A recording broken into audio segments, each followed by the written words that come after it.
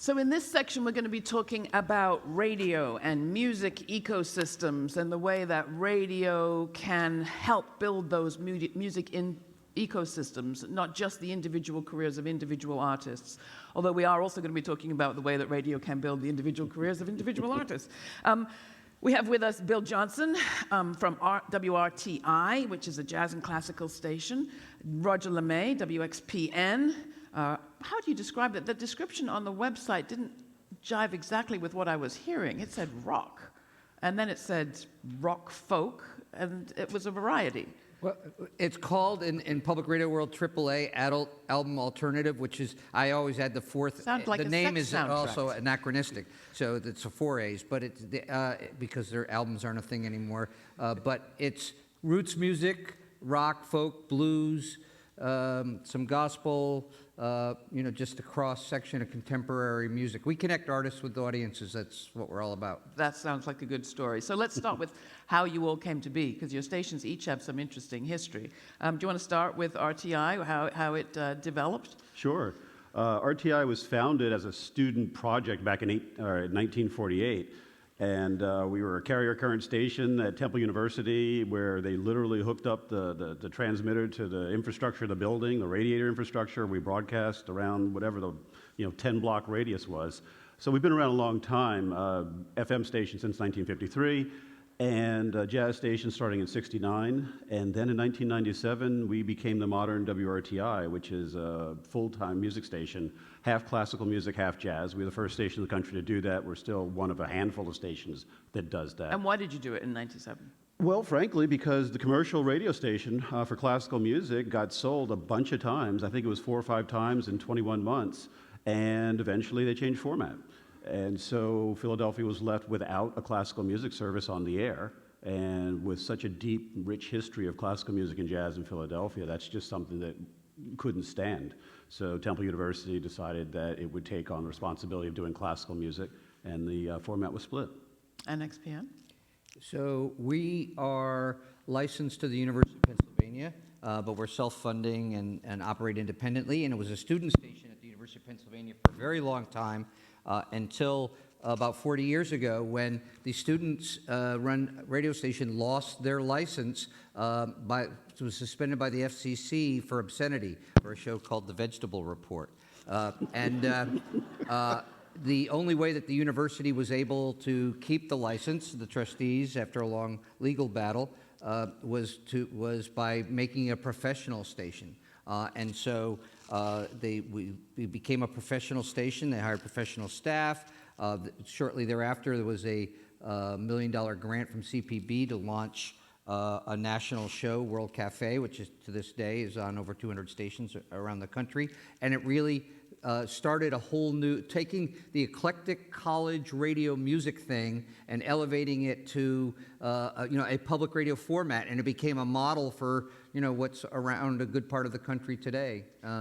Now, I was going to have you each, as general managers, describe what a general manager does.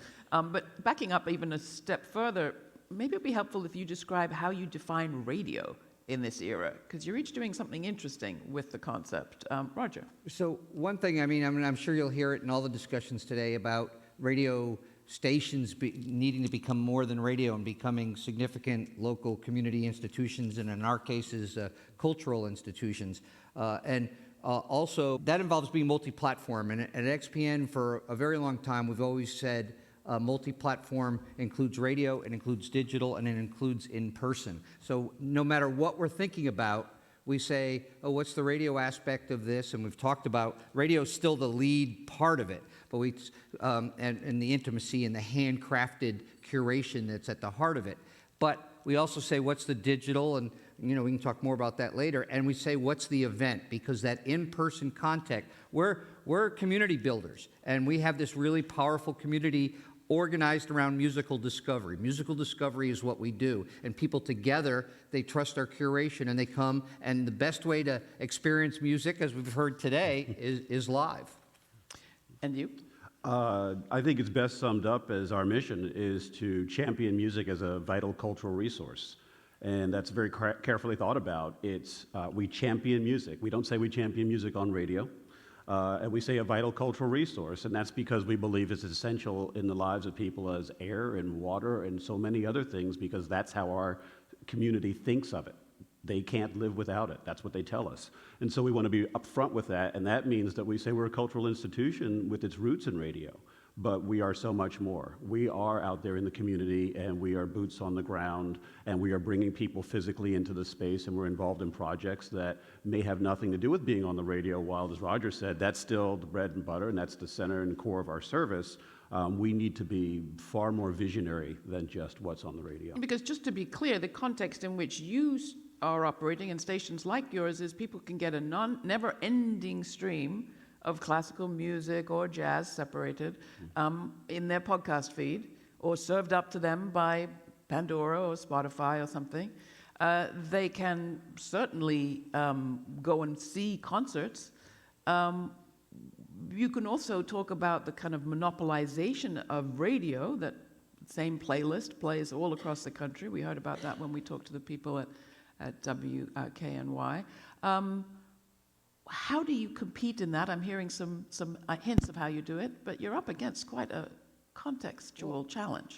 In a way, we've become more important than ever because there is so. I used to say we were the primary source for people for musical discovery, for anybody who wanted to find sort of new music in the vast umbrellas that our stations cover. Now you can find that music anywhere, to your point. It's out there. So I say we're the primary source for people who are interested in music discovery who don't have the time to find it on their own. It's, again, the curation and aspect in the hand. Plus, we're doing it through a local lens. We were given, in a way, kind of a gift in this music stations that it was like turning a disadvantage into an advantage. And we didn't have a national news network like NPR. So it was an existential question for us. How are we going to stay relevant to your question? And so we had a greater impetus to become significant and local and be connected to our communities, and also whether it's a national artist or local artist, to look at it from the lens of where we sit. And we sit here. I mean, we serve the region, we get out across the country, but we're looking at it through the eyes of our community and identifying the artists and stuff that we think will be relevant and important to them. So how do you actually do it, sticking with you for a second, Roger? Your website is very active. You platform a lot of arts journalism on your site. Artists to Watch is a regular feature. The Key is another regular feature. How much emphasis do you put on the written word, the website piece? Well, as a tool of discovery? the Key, which is essentially a blog about local music, which it's an interesting history from the point of view of this room, is that I don't know, maybe a decade ago or longer, the Knight Foundation supported this thing called the Argus Project with NPR, saying, hey, let's do an experiment with creating microsites. And so they asked stations, and I think one was on like state politics and one was on health and stuff. And we raised our hands and said, you haven't said anything about arts and culture in this. And they said, okay, well, let's do what you want to do one. So we did we launched an all local blog that, text-based but very media-rich with video and audio, and it grew and it did well. And then when that program ended and the funding ended, we sort of had a question: what are we going to do now? And like to say in XPN style, we said, okay, let's double the funding's gone, let's double the budget. And we did that, and it's just grown steadily since that time, and it's become an integral part of what we do. And it's a combination of concert calendar and video and audio of local artists, and that's something that public radio music stations do around the country that nobody else is doing. They document and connect with the local music scene, and so there's this huge. This is happening in a whole lot of cities in a unique way, that there's video and audio and recording and stuff of that local music scene. Beyond all the sort of exposure to the national stuff, that local connection is essential. And do you find that your classical and jazz audiences are the same, or are they different? How are you is one of your missions to kind of introduce this one to that one? When we first started, we did some surveys of the audience, and this is back in 1997 when we first switched formats. And it was, I think, 3% of the audience was listening to both classical music and jazz. So we very intentionally said we have to cross-promote. As a musician myself, I feel strongly it's all the same notes. And people who sort of lock themselves into one camp or another camp or any particular genre that's very narrow, I feel like they're missing out. And it's our responsibility to give them an opportunity to discover, as Roger's saying, music discovery. So we had some very aggressive efforts at creating some programming, specifically a program called Crossover, that was about the exploration, the intersection of jazz and classical music, because a lot of people didn't know that there was this connective tissue there. And through efforts like that, through efforts like making sure we are promoting jazz during classical and we're promoting classical during jazz, about 12 years ago, we reached our peak, which is 1/3 of our audience listens to both classical music and jazz. And that's been rock steady since then. So we figure that's about as high as it's going to go. You can't make people like something that they don't like. So I feel very comfortable that we've reached the point where we can now sit back and say, okay, done, check mark. Now, how do we maximize service to everybody from where they're coming from?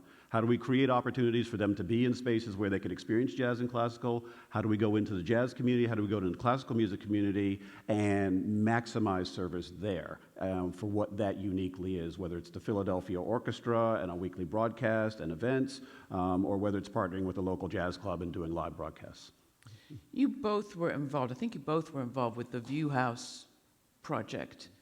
Who wants to take the lead on describing that and what its impact has been on National Public Radio music feeds? Well, I think as I referenced before, not having a national news network and NPR Music, which has done amazing things, was really created as a digital-first kind of small unit and not so much to like interact with the station. So the music stations decided, especially as we're multi-platform and doing video and that it's important for us to sort of, we needed to fend for ourselves. And so a few of us got together at that time, a few years back, and created View House, initially as a video platform for musical discovery. It's now grown into an editorial collaboration and in terms of joint projects, both on video and otherwise, and events, et cetera. It's also become a business collaborative. Nobody was sort of selling underwriting for music stations. We were sort of ignored in that respect. So in terms of providing some revenue, and now this summer we're in the process of moving the video. Things have kind of come full circle, and we're in the process of moving the actual video platform onto NPR Music. But I will say, that because the alternative was YouTube, and it's this, YouTube is, it's where the viewers are and the listeners are, but it's... Sound technician. But the platform is, it's just a big salad where anything in the kitchen sink is thrown in together. We don't get any data. We get very little branding out of it. It's not a good, ads are slapdashed over it. It's not a good environment for the artist. And so it's really about, View House was really about creating a curated space, a curated Wi-Fi, you can platform pause. good for the artist. So you can get everyone's full attention. Little additional promo right there. Did you want to have anything? Do you want to add anything to the View House story, Bill? I would add that also View House is an example of what we in public media music need to be doing, which is we need to be looking at each other and saying, what things can we do that have to happen at scale?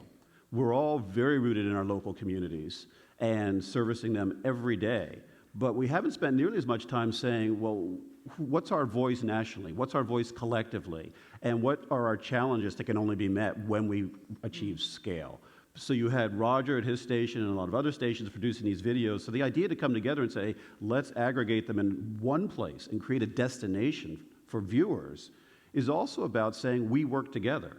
We can do things together that we couldn't do separately. And I think that has sort of formed a foundation for a lot of the work that's happening today in terms of how we all think about ourselves, how we think about our formats, and not getting locked in, I'm AAA, I'm jazz, I'm classical, but we're all music. And we all have similar core values. If we'd had more time in this conversation, I would have asked Sarah to talk a little bit about the collaboration, the media collaboration that WURD is part of here in Philadelphia. part of the Lenfest initiative with Philadelphia Inquirer and others, and the same with Peter environmentally. Talk a bit about collaborations. I mean, I'm assuming the two of you are poaching each other's audiences every chance you can. I'll never say. No, I think that collaboration is essential. Partnering is essential. And WRTI and XPN have partnered on a number of music projects that have, again, allowed us to do something locally that couldn't be done. We did a huge Grover Washington Jr. tribute concert, a Grover Washington tribute concert a few years ago that was a long time in the making. And the city really wanted it to happen. But getting the original band back together, and which version of the band are you going to get back together? And how are you going to work with the family? And if you do it, is this just a one-time event, or is this something that really is bigger than Philadelphia? So we were able to check off a lot of boxes because we came together, because then a funder came into the picture, then Jazz Night in America came into the picture, and NPR came into the picture, and other local nonprofits on the video side and on the promotion side came on board. And as a result, we didn't just have a concert and pack a house. We had a concert that people are still talking about today, but it resulted in a national program. It resulted in a video that was distributed nationally, and it lives on, as something that everybody is incredibly proud of, and an example of, again, how we can achieve so much more when everybody sort of comes to the table with their individual assets. Roger?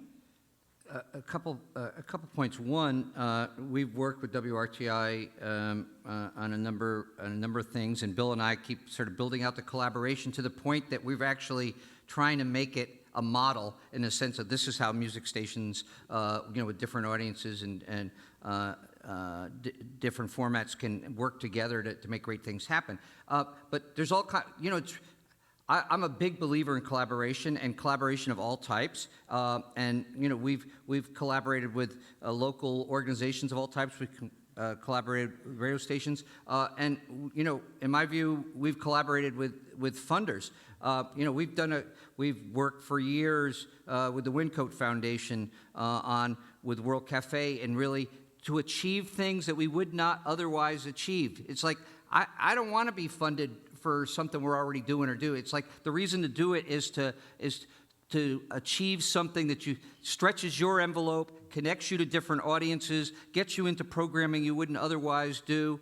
And so with World Cafe, it's about going to the places where the music happens, this sense of place series, and as we say, putting the world back in the World Cafe. And then with the Pew Center for Arts and Heritage, we've just completed our third year-long project with them after sort of in the very beginning needing to convince them that we're not just a radio station, that we're a presenter and we're a curator and we're engaged in musical discovery. We did a Mississippi Blues project that was incredible. We did a year-long Zydeco project, which, by the way, we collaborated with Sarah Station on. So, and then this last year we did an extraordinary project. Like I haven't enjoyed a project more in my entire career than we did a project called The Gospel Roots of Rock and Soul. And it was just extraordinary. It was a series of events that brought legacy great gospel acts to town. And it had, we did a number of concerts in local churches, which I want to show you a quick clip in a sec. It had a robust website that's extraordinary.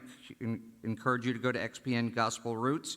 And then it culminated in a national radio documentary, 4 separate hours that NPR distributed as part of their Black History Month programming that aired on 300 stations across the country, and it aired on the biggest news stations, KQED in San Francisco, NYC in New York, and music stations, and it was a breakthrough. And it was just really powerful. It was narrated by CeCe Winans, who's an amazing gospel performer from Nashville, and it was just hugely successful. And I will just say we're working on a really exciting new project for 2020 that's also going to tap into different parts of the community and across the country, and more to come on that. But I would like to just give a sense of the energy, the sort of finale concert that we did in town at Bright Hope Baptist Church, with a gospel performance with extraordinary local performers,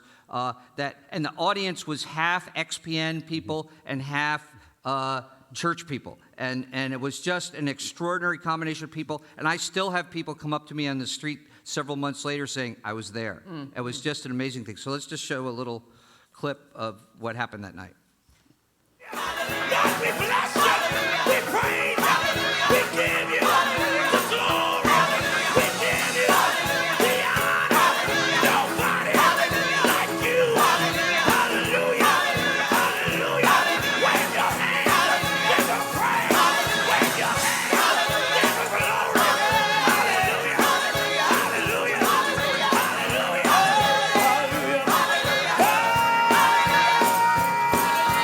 What's the matter with Jesus? He's all right. Tell me what's the matter with Jesus? He's all right. I said, what's the matter with Jesus? It's great. I love to see the people with their hands up and then the people like, oh, no, no. Exactly, in my view, the kind of programming and deep dive into a connection and influence of one kind of music onto another that public radio music stations should be doing. Beautiful. Do I hear a pitch? There is also such a thing, sticking with the national ecosystem or moving to the national ecosystem, as the Non-Commercial Music Alliance. Isn't that right? Are you both part of it? I think you both are. We are both part of the Non-Com Music Alliance. And why is that important for you to be part of? It's essential that it was created, 2 years ago or so? Again, with Roger sort of leading the helm here, taking the helm. But it's essential because it was formulated in order to represent our interests when it comes to music copyright reform, which, if you ask any public media music station, is the most challenging thing that we face. Does everybody understand the significance of what you just heard? Do you want to explain copyright licensing reform? Maybe not what reform is needed, but why it is an issue? Well, You can't just play anything on the radio whenever you feel like it. Well, you actually, the good news on that respect is you pretty much can, but but once you leave the radio, you got a lot of issues. Once you're getting into video and digital platforms and stuff, and so public radio stations had sort of a you were protected. They have blanket agreements that have been negotiated, and the artists get paid, and CPB puts up the money. But The Corporation for like a Public lot of other Broadcasting. things, the legislation and the agreements and stuff are, 30, 40 years behind the reality. And if we're going to continue to grow and develop audiences, we have to be on all these platforms. We have to be in video. We have to, serve music through smart speakers. We have to be on the web. And there is a matrix of rights and licensing that has to happen there. The difference between music stations and news stations in public radio is that music stations don't own the intellectual property that they serve. They don't own the music. Whereas the news is generally creating their own content. So it takes an amazing amount of our time, and it's very complex, and there's huge competitive pressures from the tech companies and the record labels and all that. So it's really important that we raise our hands and say, hey, as copyright reform, some of it's happened a little bit with the Music Modernization Act, but as copyright reform happens going forward, we're going to make sure that the non-commercial, non-profit public stations are able to sort of survive in this environment and have the licensing they need. And Bill, did the Non-Com Alliance help you? It's helping tremendously. I mean, fundamentally, if our mission is to champion music, you can't do that if inviting an artist into your studio to perform music is going to be governed by, is it an original piece of music? Is it something that was written by somebody else? Is it an arrangement that was done by somebody else? Who actually owns the copyright? Is it the person who wrote it? Did they sell it to a record label? It goes on and on and on. Are you going to do video? Because then you need synchronization right. I mean, it's incredibly complex to be able to do something as simple as invite an artist into your space and record it and share it with the people. Very quick. I will let you, but let me just say that we are going to take questions in a second. So prepare your questions. We'll take two of them. Go. A quick observation about this effort is that it's the first time that across formats, the stations, the AAA stations like ourselves, jazz and classical stations, are all in the same organization because we have common concerns about this copyright and also about raising the profile of music stations no matter what kind of music. We're all in the music discovery business. We're all about connecting artists with audiences, and so that we're able to work together in this organization is a real step forward. That's exactly how it's helped. Beautiful. Couple of questions. Who has one? Couple of questions. Okay, we'll give you a repeat question as there isn't another one. Let's just get one more question from the audience, and then we I'm will... Jennifer Mizrahi Family Charitable.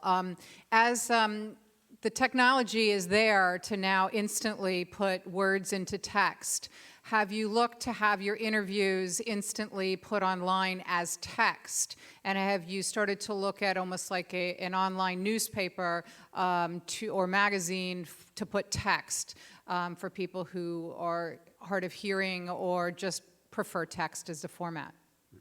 We've actually, yes, been using a service that transcribes the audio. It's not ideal, as you can imagine, but we've been working to try to get up to that point. Up until then, we had actually manually, we put the transcripts of all of our interviews on the website. Yeah, and as technology, to your point, technology is changing dramatically, so it's now making possible some things that weren't possible before. So that's one part of it. The other part is voice activation is just exploding, and that's going to make accessibility for some people a lot better. So and music is the #1 thing that people are using smart speakers for. So it's both an opportunity and a threat to public radio stations. We'll get to the threats in a second if we have no more questions. Come on, folks, questions? In the back there. Mic holder.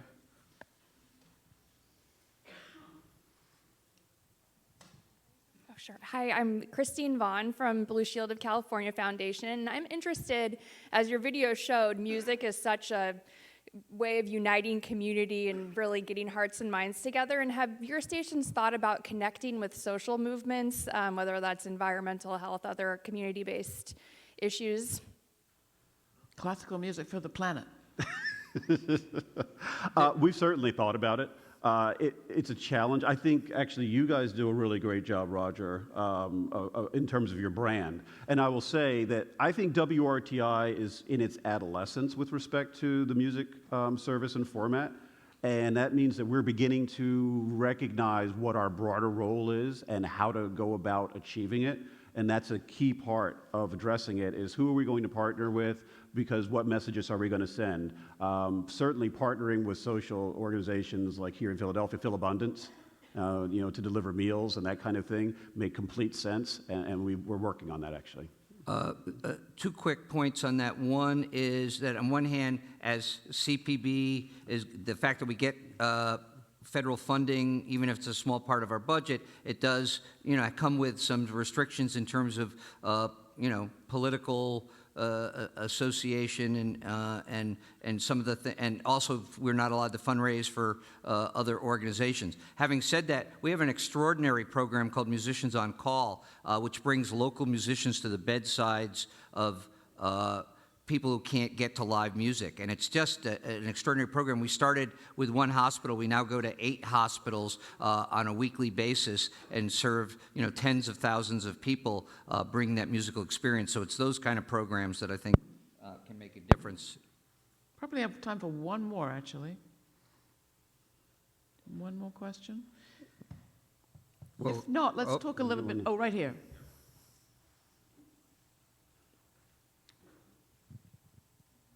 Hi, I'm Tim Isgett with Humanity United. I'm a board member of MIF and a former employee at the Corporation for Public Broadcasting. So this is a very loaded question for you both. But all right. I'm wondering if you could just look ahead 5-10 years and describe what the future of public media looks like, public radio in particular. You got 3 minutes. And I'll give you 2. All right. All right, Roger, give us your 1.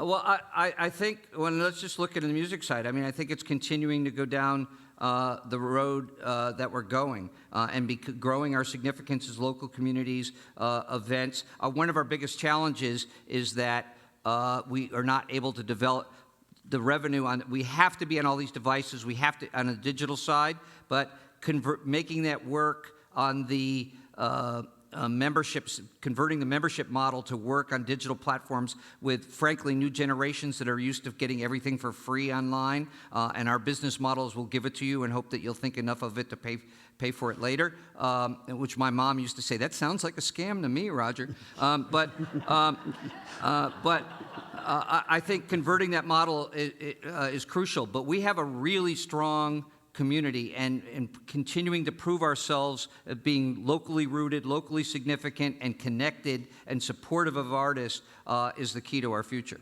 Bill. We have a profound effect on the quality of life and the democracy that we enjoy in this country as public media, music stations, as public media in general. I believe what we haven't done as well as we could and can and will and are is we haven't stepped up to say, this is the profound effect that we have. Radio and music stations in particular cannot be cornered into, oh, it's an entertainment medium, it's ubiquitous, we don't think about it, it's only on the radio. No, we're cultural institutions. We're driving arts economies. I think as we step into our own and realize the capacity that we have to tell a story about the impact that we're having in our communities and why they're so rich, why they're so vibrant. Oh, look, that soundtrack. Oh, that commercial. Oh, music here, music. It's everywhere. Part of our job is to remind people of how it's so profoundly important in their lives. As we do that, we change the conversation from being the institutions that get $5 or $10 a month at a time to the institutions that say, we are reaching more people in a week than all of our music institutions in our community together in a year. As we start to change that awareness and that perspective, I think we will open up the opportunity to bring many more people into the fold with respect to the power of public media and the role that music has in our community. So 5 or 10 years from now, we're going to be bigger and badder than ever. Beautiful.